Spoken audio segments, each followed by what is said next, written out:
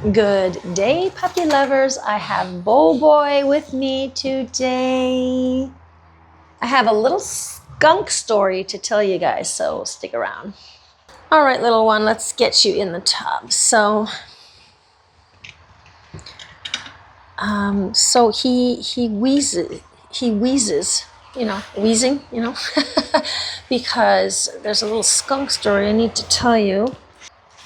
So this little boy, as most dogs, especially terriers, do, is they run after little critters. So this little one got skunked, and the skunk sprayed him in his face, and he ended up swallowing some of that.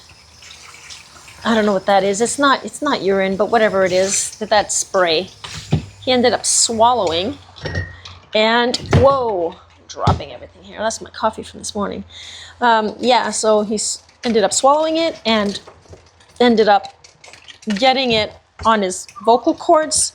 And my client said that it took days before the dog started having trouble with his barking. It didn't happen right away. What's going on here? Oh, wow. Do you have like that extra keratin thing on there? Anyway. So now when he barks and when he breathes, he has trouble with his vocal cords.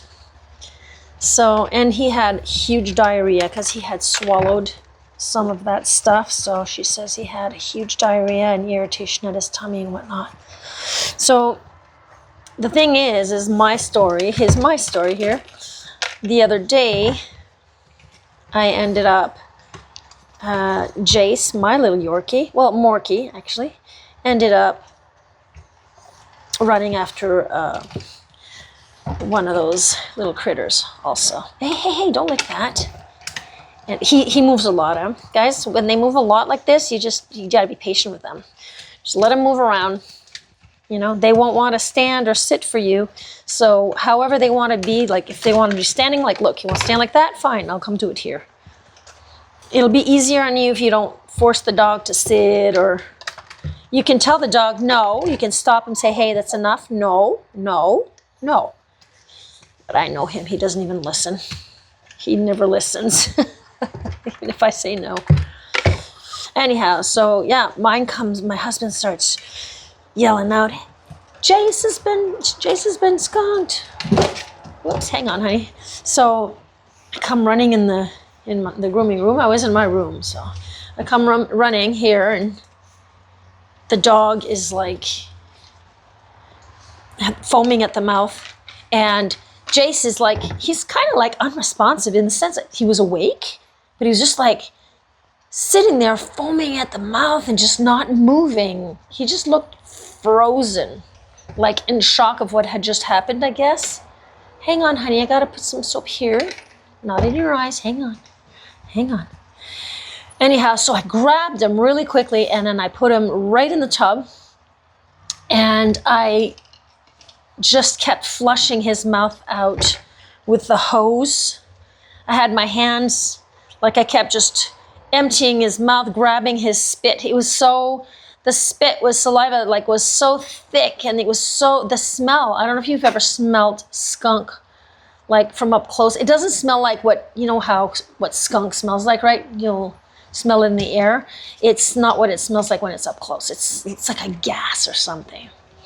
Anyhow, so he ended up, I rinsed his mouth out. I was pulling out all of his spit, and because it was just so stringy and foamy and disgusting. It smelled so bad. And then I just washed him, dried him quick. I just wanted to get most of that smell off of him as soon as possible. So I just kept rinsing him, like holding him like this, and then I had the fingers in his mouth. Anyhow, so then I dried him quick, and then I shaved. I didn't completely dry him completely. I just shaved him. I shaved his face. I'll try to think of putting a video or a picture of him. But I shaved his total face. And now he looks like a chihuahua. He looks like a Chihuahua. And you know, the thing is with skunks, guys, it's very dangerous. Because if they end up swallowing it, like if they get it in their lungs or whatever, they could actually just, they could die from that. So I've heard. Have you heard different? Do you have a skunk story to tell me? You want to share with me? Love to hear it. Anyhow, so my client was saying that another friend of hers had a dog and got skunked like that and got in his face, and the dog died. The dog passed away. Well, that night, this happened just a few nights ago, and that night I ended up having the biggest headache. And from the odor is so strong, guys. So I ended up with a headache. And yeah, that's my story. And so we opened up all the windows, and you know, he didn't go anywhere in the house, but the odor just lingered, even though I threw everything. Like I took the bag where I had shaved them all and put it in the bag, and I threw that outside, you know. The next day it was still lingering, but he's not too bad today. This was just a few days ago, because I shaved his face, his eyes, his ears. I took it all off because that stink will stay imprinted in the skin. So, not in the skin, sorry, in the hair. So that's what I did. This is a squirmy wormy, by the way. I think you might have noticed. So I'm going to get him to the table, and I'm going to dry him. All right, so I'm going to take 2 seconds to clean out his eyes. I'm going to show everyone how I do this. Okay, they must have seen this before. I'm just going to clear out his eyes with a little comb here, and then we're going to wash his ears. I just want to take a moment also to mention there's a YouTuber, podcaster that passed away. His name is Charlie Kirk. I don't want to get into any politics of this. I just want to make a mention that my heart goes out to his family, his kids. He had a 1-year-old boy and a 3-year-old daughter. He was only 31, passed away, and he passed away because somebody shot him at a rally, and he just died. He died yesterday. Well, this video is launched on the Friday. So when I say yesterday for me, because right now I'm recording on the Thursday. So it was on the Wednesday the 10th of September. So please, I don't want to talk politics. This is not a channel for talking about that. I don't want to get into any debating or whatnot. I just want to mention that there's a human being that passed away, and that my heart goes out to the family. And it's such a horrible, horrible death. So please, again, we're not talking politics. I'm just being human to human, you know. Okay, where's the other? Oh, boy. Anyhow, so I'm going to clean out his ears also. Here. As you know, I like to use rounds. I wet them really well, saturate them. And I use one side to clean one ear. And see how dirty that is. Because I find it's dirty, I'm going to use the other side also. And I'm just going to junk this one. And then I'll come in and use a second one. If his ear wasn't that dirty, I would have just used one side for one ear and the other side for the other ear. But he had some yellow in there. Yellow fellow. So for those who don't know me, my name is Elizabeth Jenn. I'm a professional dog groomer since 2010. There, that's dirty. There, that's pretty dirty. Hang on. He's squirmy. He likes to turn. He doesn't really like the grooming process. Okay? He doesn't get mad at me, but he's just impatient. You know, he pulls and whatnot.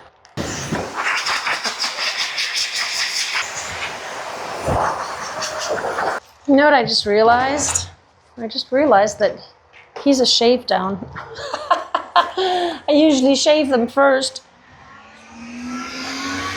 I forgot. I was too lost in my story about,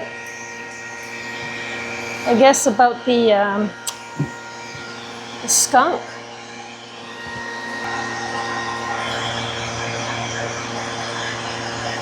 Yeah, we almost done. We almost done.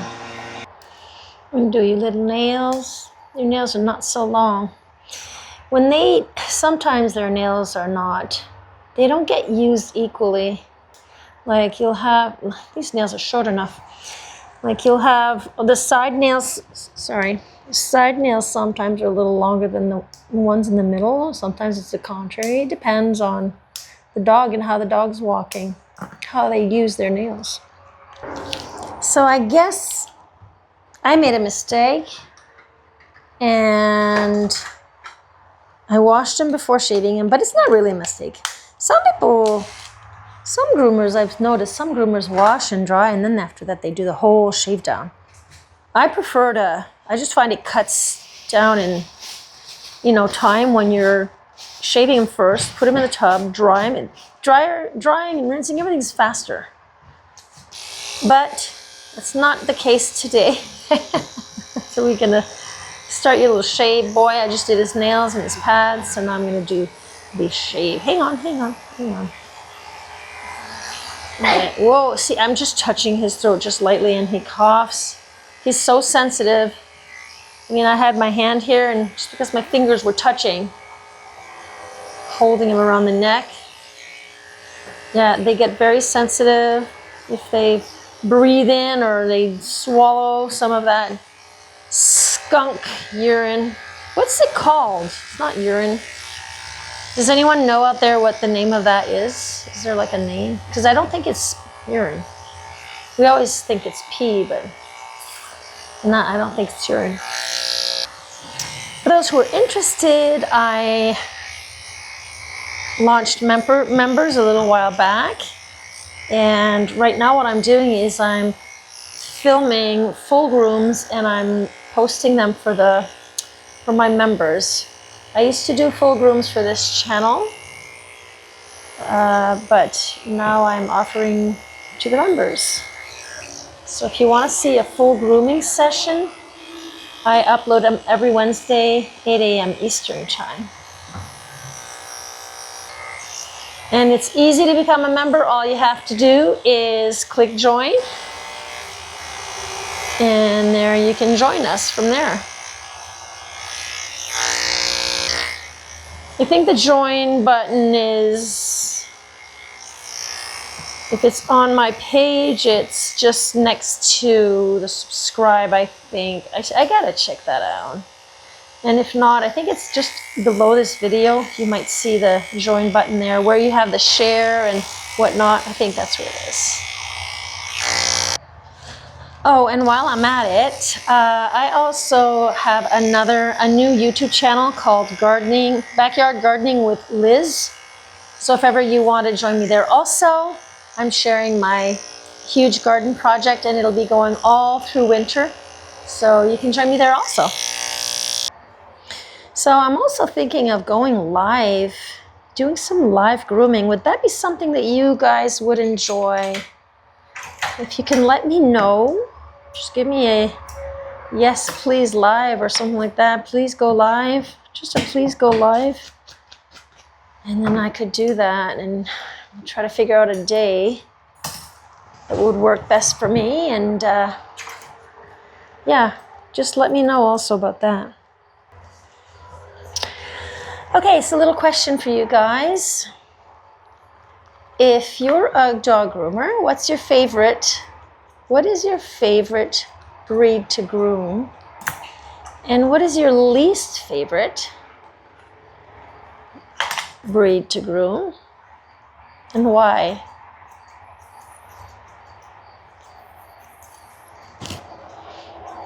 There. Oh, if it were up to me, what's my favorite breed to groom? I think I asked you guys a really tough question because I'm having a hard time thinking. I think my least favorites, I would say terrier because they're so hard-headed. And I think my favorites are maybe the Shih Tzus. But you know what? From one dog to another, the character is so different. You know, most of the terriers I groom are very hard-headed and very, you know, they're set in their ways, right? And I got some Shih Tzus that are set in their ways too. So I guess that was a hard question. Here I am asking you the question and I'm not even sure how to answer it myself. See how he's just like, no, no, no, no, no, no, no, no, don't touch me, don't touch me. I gotta touch you, honey. I gotta clean you up and make you look great. Your mom is expecting you to look like $1,000,000. If that can happen. Okay, so he had this coming out of his tail. It's like, what is it? Look at that, right there. Okay, I just wanted to see. It's like he had some sort of leakage. Something leaked out of there. Hang on, I'm going to cut this. And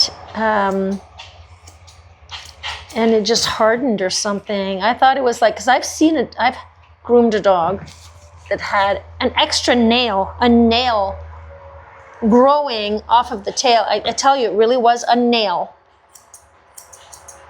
A real nail. It had its own blood supply and everything. And that's just weird. My client, I have a client that has 3 cats, and she asked me if I could do her cat's nails. I don't groom cats, but you know, I can do their nails. I'm fine with that. So she told me that her cat has, you know, the normal claws, but has claws between the toes here, and here. And I'm just anxious to see that. I may have to take a picture of that and maybe post that in the community posts.